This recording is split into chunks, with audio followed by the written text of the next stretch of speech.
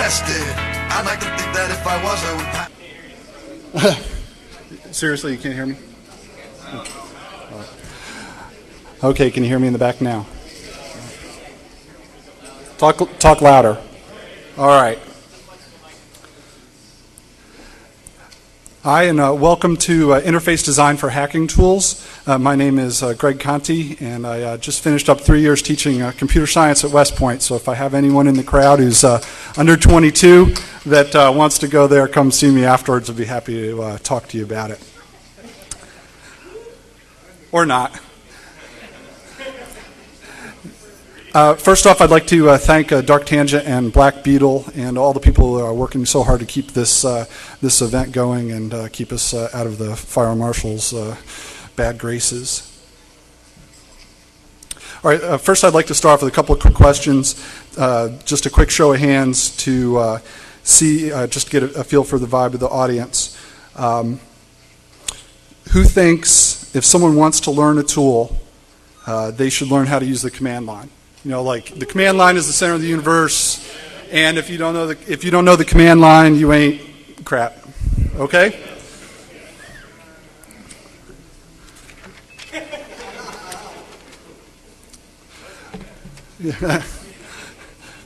And the next question is, who thinks the GUI is something you do at the end after you've done all the hardcore back-end coding? The GUI is something you put together at the end.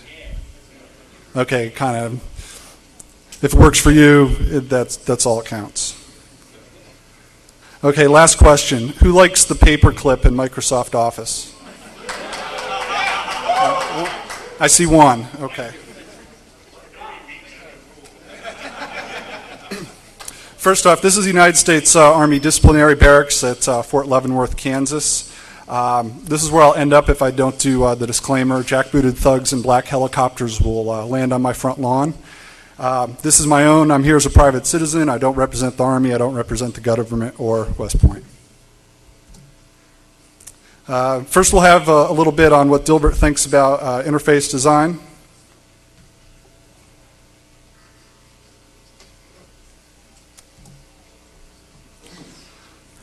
Do engineers normally design user interfaces?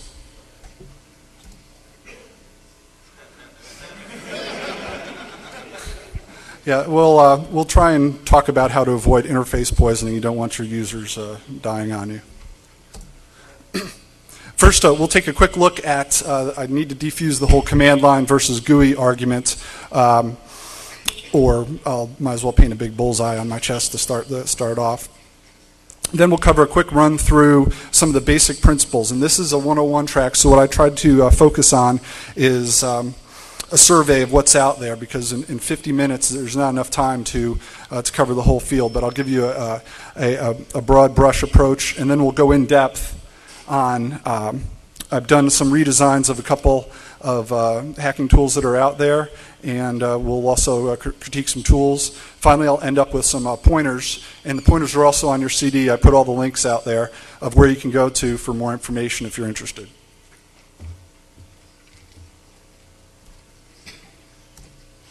First off, you always have to begin with a textbook definition of an interface, but I think what's really important here is this is the public face. This is what your users see.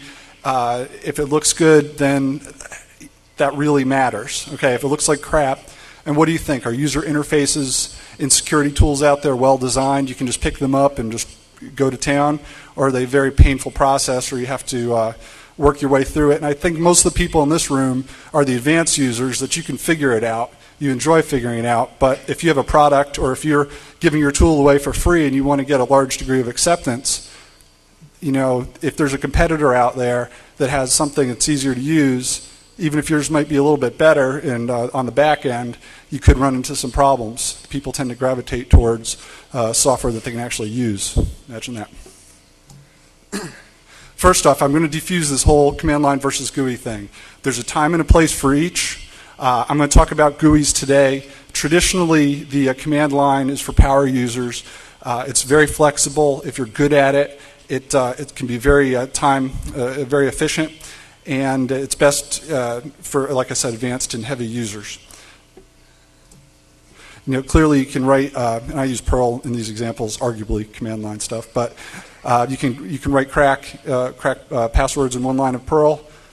You can crack DVD encryption in just a few lines. Trinity was able to hack the mainframe in Matrix 2 with a command line.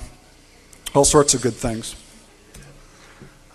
We'll take a run through. Now, this is, if you take nothing else away from this, this is what to take away. That you start off with your tasks, look at the tasks your users are going to accomplish, take a look at who your users are. Your users aren't necessarily just like you, and then the technology follows from that. First, the graphic here, this is a traditional Army task of painting rocks in front of the battalion headquarters. So I thought that would be good for example of a task. But bottom line is, take a look at, when you're writing your code, think about it. What are your users trying to do? What are the common things they're trying to do? In Black Hat, Phil Zimmerman was talking about PGP and the difficulty people had making it work, because hiding the infrastructure, the encryption, decryption infrastructure was difficult. But that's the task. I mean, people would love to have one button encrypt, another button decrypt. And the closer you can come to that goal, the easier it can be on everyone involved. So taking a hard look at the tasks is the starting point. Next step is to take a look at your users. Like I said, your users aren't like you. Necessarily, or they may be just like you. Your user may be just a small group of people in your immediate, town or something like that. That's okay, but what you want to do is give them a chance to sit down and take a look at what you're coming up with earlier in the design process rather than later. And a little bit of time up front can go a long way. Half hour, 2 hours, sitting them down and letting them look at it can go a long way to saving a lot of time and effort down the road. And I took these off Usenet.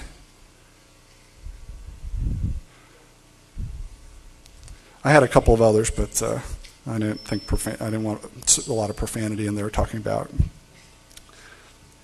So you could have beginners, or you could have advanced people. You have the whole range of people. You may have unexpected people using your program. If it gains wide acceptance, you could have a whole range of people trying to use it, and you want them saying good things.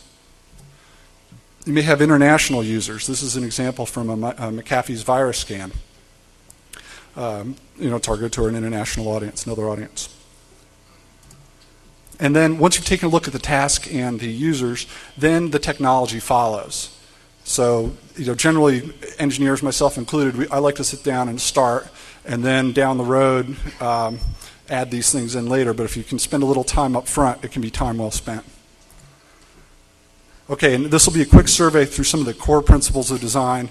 And no, I don't own a Macintosh or anything like that, which are the traditional machines for graphic designers.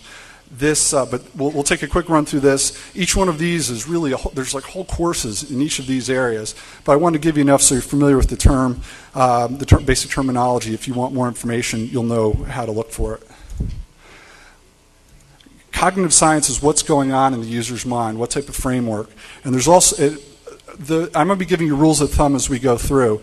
These rules of thumb are essentially best practices, and they've evolved by a variety of testing, people in lab coats, videotaping people behind silvered mirrors, observing how they react with different pieces of software. So there's a whole body of research out there. We're not going to cover it, but I did want to show you some of the rules, in quote, rules. And then from there, you can, at least if you're going to violate the rules, that's fine. But at least know you're violating the rules and you're doing it for a reason. A good example is Fitz's Law. Fitz's Law, and I know this sounds like rocket science, but when you're writing software, or if someone's trying to click on a region on the screen, the bigger it is, the easier it is to acquire. Imagine that. So the bigger it is, the easier it is to acquire. And if you look, for those of you staying in Caesar's Palace, there's one big button on the elevator. Can anyone tell me what it was?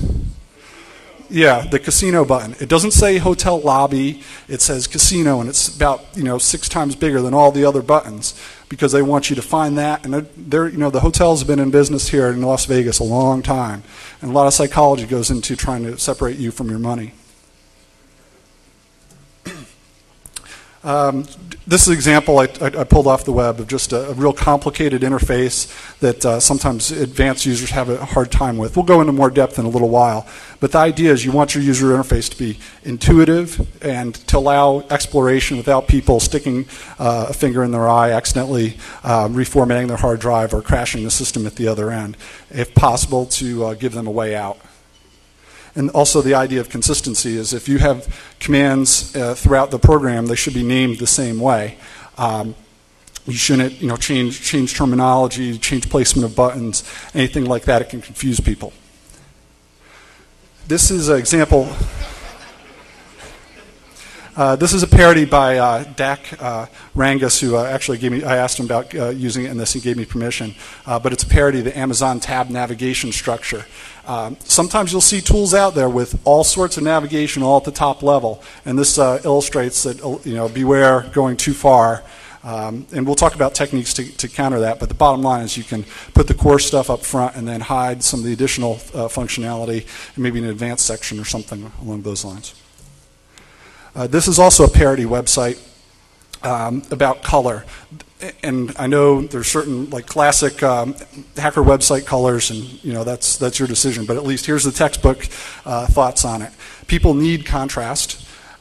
That's why it's harder sometimes to drive at night. People prefer light backgrounds with dark colors. If you get away from that, you can run into problems. Color choices. If you have too many colors, then it looks like Technicolor vomit. And people have a hard time. If you selectively use your colors, then you can draw people's attention to what you want to draw their attention to. And here's a couple of examples. In the top left is, again, from the parody website. And I have all these documented. And on your CD is the briefing, and there's links to all of these if you want to go out and mess around with them. Or not. The top left has, with the cross flags and green lettering, a very busy background. Probably the people in the back have a hard time reading it. Actually, probably the people in the front have a hard time reading it. But you see websites that look like that. But then you look at some of the other websites, like professional ones focused on hardcore user, just basic functionality. The bottom left, Google, very clear, very straightforward. And if you look to the right, and first a word about Jacob Nielsen. I don't know, who's heard of Jacob Nielsen? Yeah, Jacob Nielsen, in the graphic design community, I've heard him described as the Antichrist. Because he is bare bones functionality, nothing that detracts from usability needs to be there, and that's his website. It's very easy to use. It's pretty boring, but it's very easy to use. And also, if any of you decide to be Jacob Nielsen fans, you can visit his website, which is useit.com. He has 57 high-resolution pictures of himself. I think they'd make great wallpaper or T-shirts. Seriously, I counted them all. There's 57. But anyway, if you're looking for more inspiration on putting some more design into it, the left are just two examples, and on the right, I'd recommend coolhomepages.com. It's not so much; it's more web focused. It's not focused on generally traditional applications, but they've got a tremendous amount of websites, all categorized and ranked. So you can go out there if you're looking for inspiration. Highly recommend taking a look at the site. Fonts. Again, the rules. The rules are limit the number of fonts. What you're trying to do is avoid the ransom note situation. And with the fonts, a couple of fonts, limit them. Use bold. If you bold everything, nothing's bold. If you use all uppercase, it's harder for people to read. But those are the basic ideas. But be conscious of the fonts you're using and limit them if you can, if you want to. Metaphor. Metaphor is something that's very powerful. It allows people to map from a known concept to an unknown concept, but they can only be pushed too far. Two examples that are way overdone are on the right. The top right is the town metaphor. And if you take a look at it later, it's very confusing. Some of the labels are hard to just figure out what's in what's the difference between the conference center and the training center and the learning center? What's the difference? Bottom right is another overused metaphor, the library. So a lot of real estate's being used up for something that's confusing. But a metaphor can be very powerful. Take the classic tape deck. It maps very well. People can pick up Winamp and immediately use it. Even if you put a snowboarder on top of it and distort the buttons, you can still pick up and figure out how to use that particular Winamp skin pretty easily. So if you can find a way, and other metaphors, control panels, dashboards, those are things that people can relate to, and Microsoft was big on the desktop metaphor. We already talked about consistency, so I'm not going to go into it a whole lot, but there's certain expectations people have that things will be in locations they looked for them in the past. Like keyboard shortcuts. Keyboard shortcuts should be consistent throughout the program. If you've seen people, say in Photoshop, really proficient at it, they can make it sing and dance. And it's because there's a tremendous amount of keyboard shortcuts. They've been consistent through all the versions, or generally, and it's extremely powerful. Feedback. And I'm sure you've all encountered this, certainly on the web. There's different tiers of feedback that, again, this is driven by psychology experiments. But at the lowest level is 0.1 of a second. People expect if you click on a button, that button's going to give you some sort of feedback it'll press in 0.1 of a second. What happens if there's no response in a short period of time? Yeah, people just start clicking, and then God knows what'll happen. The next level is about 1 second. After they've clicked on the button, people are going to start looking for the reaction. Should the button come, a window pop up, or some sort of immediate reaction. If you get beyond that, beyond 1 second, say up to 10 seconds, that's when you should start thinking about some other type of feedback. And generally what's recommended is turning the cursor into an hourglass, but not forever because you don't know if the machine's locked up, but generally for about 10 seconds. Beyond about 10 seconds, that's when you start looking at some other type of feedback, like the progress indicator in the bottom right. Sometimes it's hard to figure out exactly how long it's going to take, but it can be a rough estimate or refine it as the code goes along. It can be extremely powerful, though, to let them know, hey, I can go get a cup of coffee, I can work on other things, and that type of thing.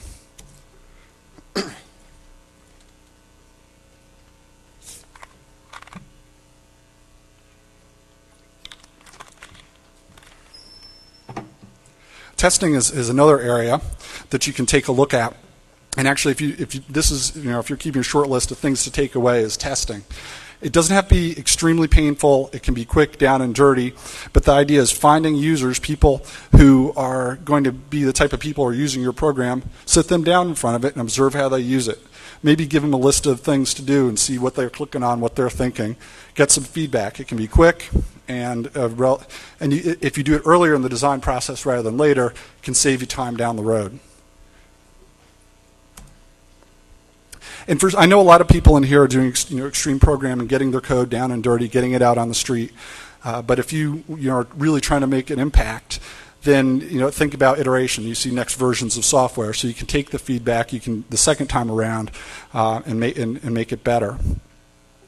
Another big area is information visualization, and this is just raw data from the command line. But information visualization struggles to find better ways to present information to the users. So here's the same information presented in xtraceroute and neotrace. And you can see that, depending on what your application is, it can be very powerful to give people a better idea what's going on versus the raw data. Same thing, here's a data set from TCP dump. But then, as you've seen, that type of data in Ethereal, it's broken down by the different layers of the OSI model. You can see really what's going on, much more functional visualization of the data. So, we don't have time to go into it. I'll point you to more information, but this is an extremely powerful area, and it's worth thinking about.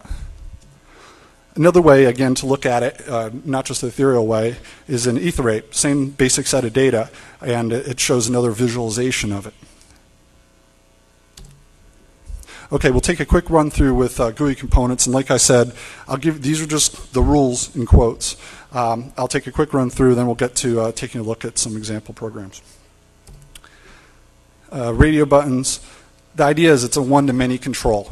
Only one can be active at any time, and trying to limit them to 6 is the general design guideline, as well as setting a default. So I have some examples here. This up here, there's no default set. That's something to think about. One radio button really doesn't make any sense. What you're shooting for are checkboxes in that case if it's just an on-off function. And then if you have a long list, it can be a problem. That's not in any particular order. If you did have a long list, then you put them in alphabetical order or something, or group them by functionality. Put some spacing in there to group them logically.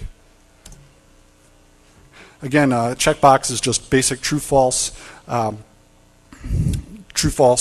statements, and the general guideline is 12 per group.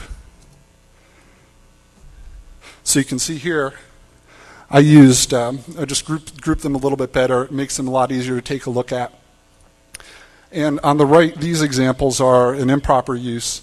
In the background, you only have one background color, so it can be confusing to people if if you're not using a radio button. And there's just an obvious example of putting too many. You think this is, you think I'm making this up, but if you come out of here a little more tuned in when you leave, take a look. You'll see these things out there. So it does happen, and it's good to know about it going into it. As you're designing the GUI, you can prevent this right off the bat. The big thing to take away with dialog boxes in Windows is makes it very painful. Is too many levels. So what some people will do is they'll sketch out a tree of what windows connect to what, and trying to limit the levels. Generally, the levels should be limited to 2. That's the rule. And other concepts are, say in Visual Basic, you can code it either way, are two terms, modal and modeless. Modal means it forces you to, it locks everything up, and you can't take any other action until that window's been acted on. And a good example of that is in the lower left, right here. That's in, say, in Microsoft Word. If you want to send it as an attachment, there's an option file, send as attachment. It locks up your Outlook, and it locks up your Microsoft Word. You can't do anything else. It can be very frustrating if that loses focus and it's behind some other window. You don't know what's going on. There are also, well,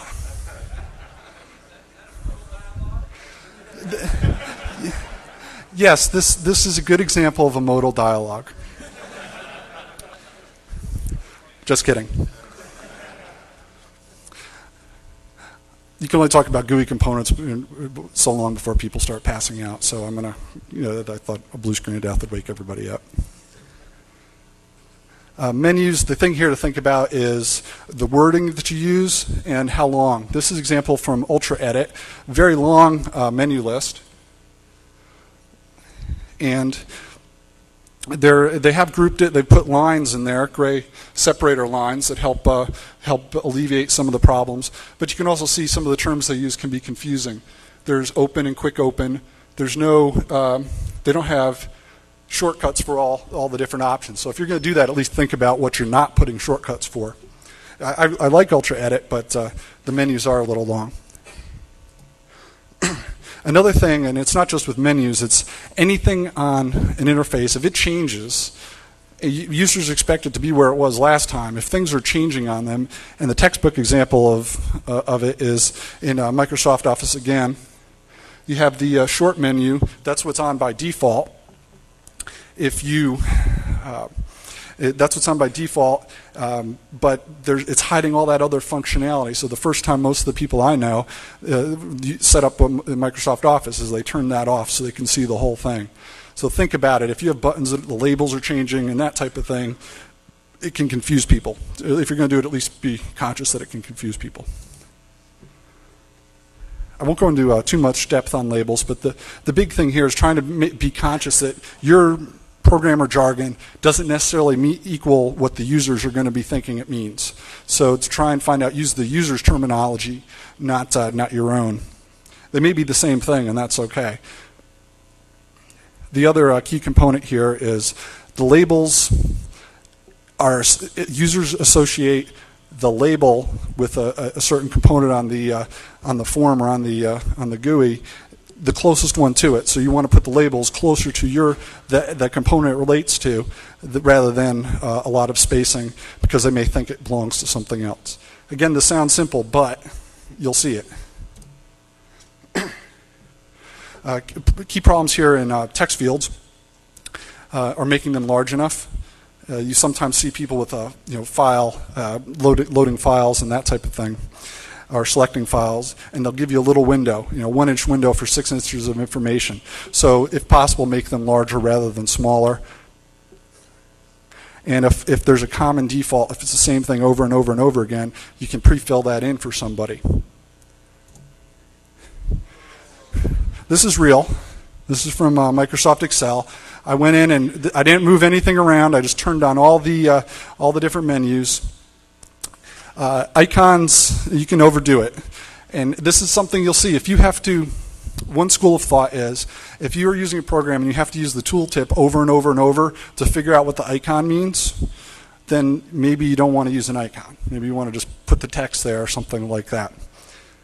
And a good example of this too is icons don't translate very well between cultures. What does this mean for Americans in the room? What number, for example? 2. Okay, any Brits in the room? What does this mean in British? Yeah, it means FU in Great Britain, and it means 2 in England or in America. So you'll be surprised how things don't translate very well. A good test would be if you're going to use icons, print them out and ask a few people to tell you what they think they mean. That'd be a good start.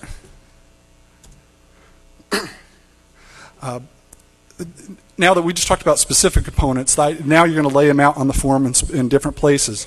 The key concept here is the dominant reading order of the people that are going to be using, the culture that's going to be using your program. And in America, we read left to right. So when we look at programs, we tend to look to the upper left, up there, as a starting point. So the most important thing, the first step in the task, often should be up there.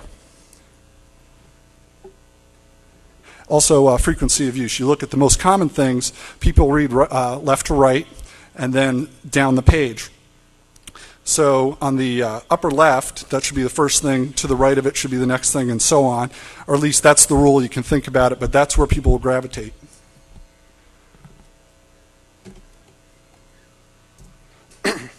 Okay, we are going to talk about, take a look at some different projects, and I redesigned a couple, and we'll critique some others. But the first thing I want to do is tell you that my stuff is weak too, okay, at times, and I wanted to give you example, tear apart my own stuff before I start talking about anybody else's work. Yes.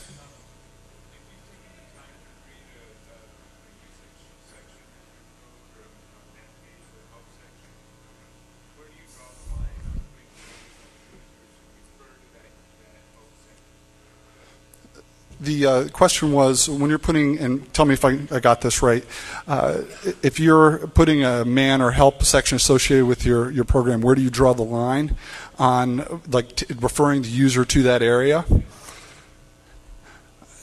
My recommendation would be you give them some immediate feedback, small, clear, concise, hey, what the issue is, and then a common technique is you put a link to more information if they want more information, something along those lines.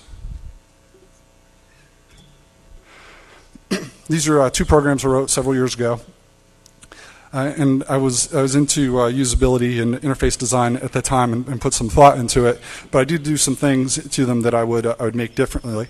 I would change now. This is a frequency counting program, and the idea is for basic manual cryptanalysis. It'll go through a text file and count up the characters and display a graph, a histogram of the results, so you can see where the most frequently used characters are. The idea is that what's the logical task that I'm trying to accomplish? I'm trying to take a look at a text file, calculate some frequencies, and see the results. So where did I put my button to the first step, where you select the file that you're going to use? I made it very small in the lower right corner. What I would change is I would move this whole bar off to this side, because the dominant reading order people would look over there first. and I'd put this select file very big up here, because that's the first step. Underneath it, I would put the calculate frequency button, because that's the next step. I would also, and you've seen, I think everybody's familiar with it, you can gray out buttons or gray out menu items when they're not active. I would make the select file active, because that's the first step, and the calculate frequency grayed out until you've selected a file. So it prevents the user from doing something they can't do. You can't calculate the frequencies if you haven't loaded the data. This is another variant where I wanted to take a binary file and do the same thing and take a look at 0 to 255, and again do a histogram across the top. But again, I made the same error. I put the select file options down at the bottom. I would make those changes. And I made a conscious decision, and I understood it was probably, for me it worked. Can you read this? Can you read the results? No, I used the smallest, barely legible font size to fit it all in. That was a conscious decision. Another way that I'd probably do it differently now would filter out the results that didn't apply. You know, a lot of these, there were 0. You could gray those out. You could have it pop up in another window with larger. You could scroll through the list or something like that, maybe sort the results on different columns.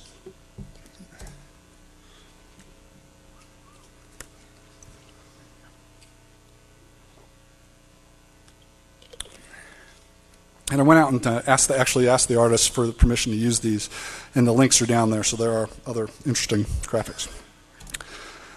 First off, I want to make it very clear that the programs we're talking about are great works of technical expertise.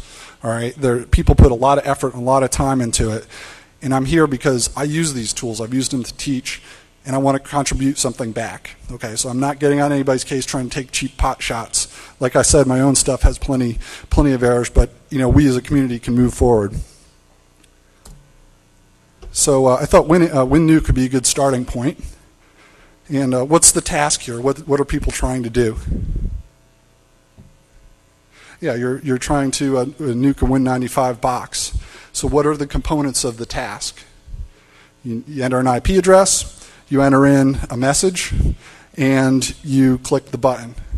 So what I tried to do, you know, thinking back to the topics we talked about, I tried to redesign it, and I put a small initial state up there and then a bigger one. And some of the thought I went into it is I tried to make the labels a little more intuitive. And again, this is a bit of overkill on a straightforward program like this. Made the font sizes bigger, made the text box bigger, and then one big honkin' nuke button, and tried to line everything up, put the labels close to the items they refer to. This is another example, and this is NetBus 1.6. There's a NetBus 1.7 where the interface is very much similar, and then they've come out with a totally redesigned interface, a greatly streamlined interface for the NetBus Pro. So I took this. What do you think about this? Anything jump out at you? Yeah, lots and lots of buttons, and I use this in the classroom and had people try and figure out what, you know, use it for the first time, and you know, it's kind of confusing. They have different functionality mixed in together. So what I did was a simple redesign. When you look at the task, you're trying to connect to a server, so you need an IP address, where you just enter in the IP address, you connect to the target, and then the remote activities area button is, until you're connected, is grayed out. Then if you look at the next one, you've clicked connect, the red turns to a green arrow, points them towards the remote activities, and away you go. So then it pops up, and I've grouped the different activities on a separate pop-up window. So I hid the functionality till it was relevant, and that's what this is, the next window that opens. And I've grouped it by, and I sat down and put some time into it, trying to think about how to logically group the things. And this is just a partial implementation. I just want to show you illustrate some of the concepts we were talking about. And another thing, a decision I made is up there. I decided, before I had the, on the first version, I had the connect button you connect it, you click once, it connects. You click it again, it disconnects. But what I did is separated it out where one will gray out and one will turn on based on whatever state you're in. Okay, sub 7. What are your thoughts? What's that? Yeah, it's a lot better than NetBus. The things are grouped into a menu. And that's what I thought would be something that would be interesting to take a look at. Again, I used this to teach, so I stood over people as they tried to use sub 7. And I broke out the menu here. Can anyone tell me the difference between advanced, miscellaneous, fund manager, and extra fund as the menu options? So something to think about if you're going to redesign this would be to take a look at what the options are underneath those areas and change labels around a little bit to make it a little more clear. That'd be my recommendation. SuperScan by Foundstone. They put a lot of thought into the interface. And you can see they did things a little differently. They have a clear background. They group things together into logical groupings. And they have a host name lookup. It depends on their usability testing. What's the first step in this process? Is it entering an IP address? If it was entering an IP address, I would probably put the IP area up here as the first step and try and follow the logical flow. If things don't need to be there, if there's some options, and you see this on other programs, if there's all sorts of advanced options that people never use or rarely use, then you can hide them, put them under an advanced option area, get them out of the way, prevent people from getting confused. And again, I want to reiterate, these people have written some awesome code. It does amazing things. They give it away for free. So I'm really, like I said, they've done some amazing work. This is an example of Zone Alarm, which is it's a given away by Zone Labs. And what their purpose is here, and it's a good example of conflicting goals, okay? Because if you're trying to make money with your software, this thing is half ad for Zone Alarm Pro, and it's also a firewall. So they've mixed in this functionality. It can be very painful. You think you have this option. All it does is pop up an ad that says, if you had clicked this button in Zone Alarm Pro, it would have done what you asked. So there are trade-offs that you'll have to be conscious of. All right, where to go for more information? The one book I'd recommend that's written for people who actually do things, write code. It's very well written, lots of real-world examples, very light on the painful theory underneath, is the GUI Bloopers book here. And I'm not getting kickbacks or anything like that from any of these people. I've read all these.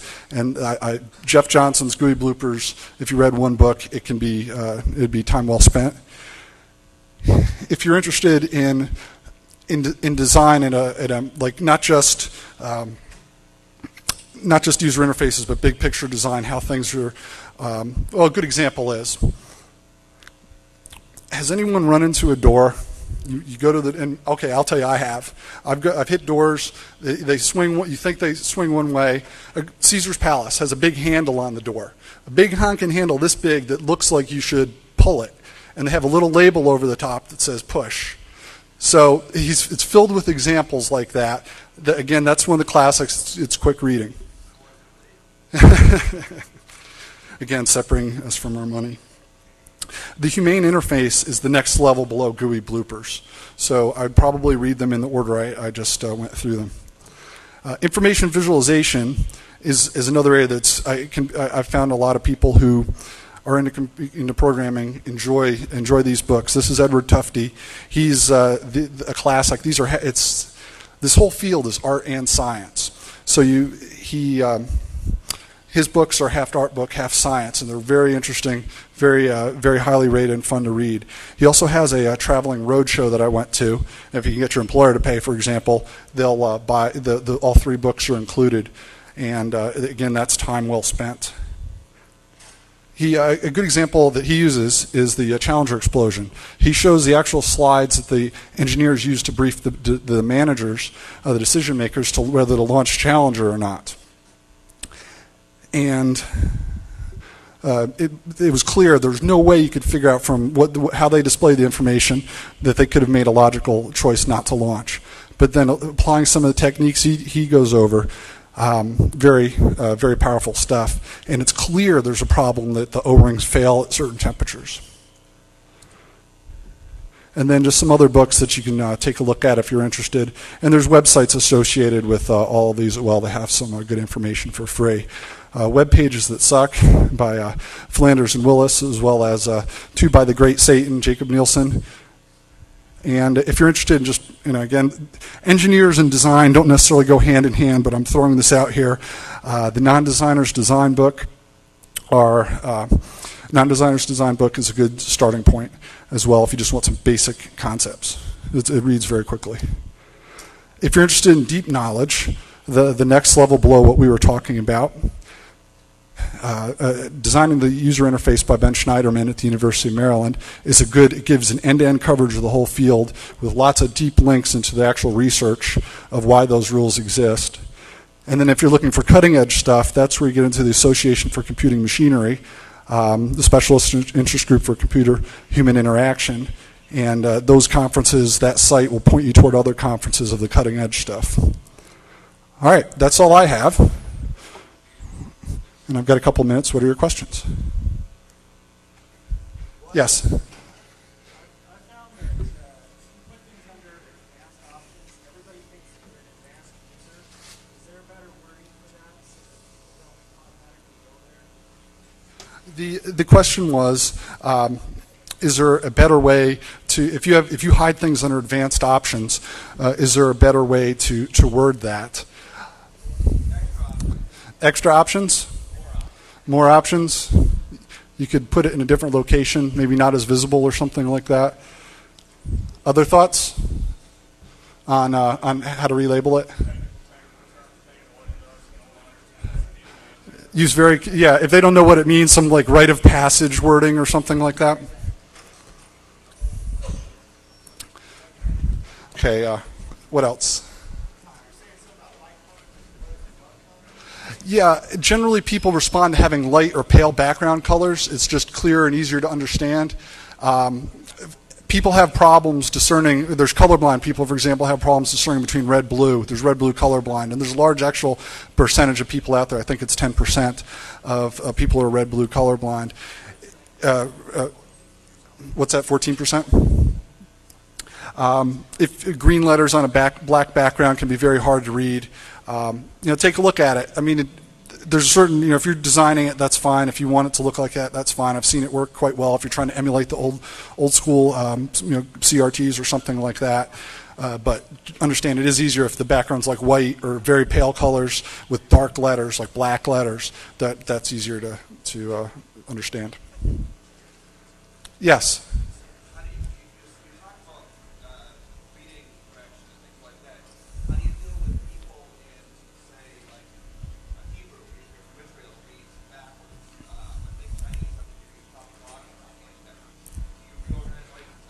Yes, and that's the idea, that you place it based on if someone reads right to left, that's where the most dominant controls are. It's awkward for us as English speakers, as Americans, to feel comfortable with that, but that's what the design, that's what's been proven to work better for those people. And it'll be in their language. I mean, if it's an English version, well, yeah, I mean, generally be in their language would make sense. Okay, got it.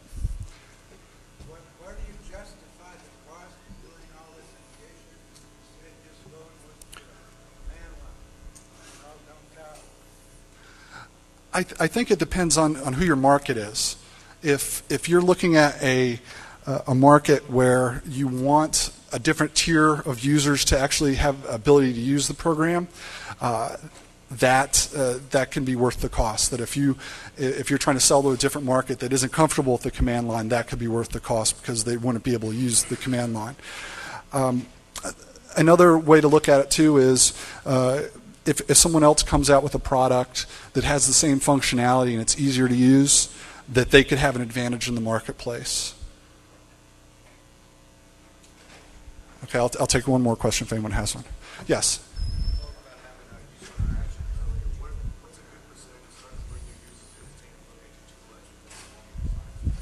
What's a good percentage?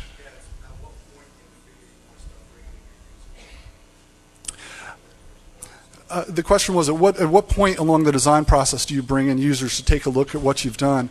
And really, from the start, I mean, before you even hit one key, you bring your users in. Some people actually bring a user in on the design team and let them work with the designers, a domain expert that they're comfortable. They and their peers will be using it, so you can bring them in early. So really, the best answer is through the whole thing.